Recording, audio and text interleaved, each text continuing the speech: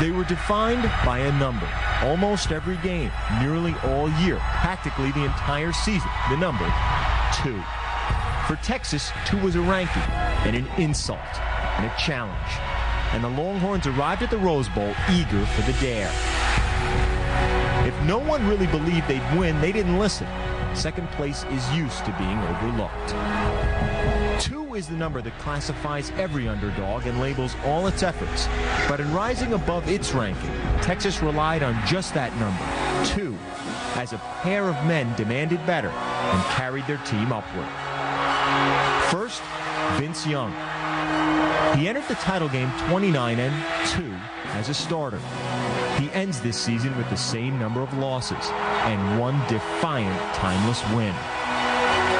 When he failed to claim the Heisman, finishing second, of course, in the voting, he struggled to be gracious in deferring to Reggie Bush.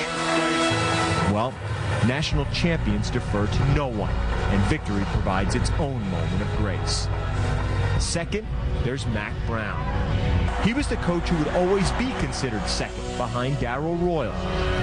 Brown has coached in Royal's shadow, literally, the 81-year-old statue looking over the fields in Austin. In bringing the Longhorns their first national title in 36 years, Brown has made his own place in the sun, one he spent 8 years building. All have hailed Pete Carroll as the masterful leader, mixing great game planning with a vibrant touch. But since the start of the '98 season, no coach has won more games than Mack Brown. And Pete Carroll, he's only got one more national title. For Texas, conquering the Trojans leaves them in the place they reached for, the place they said they belonged, and no longer number 2 in the only poll that really matters.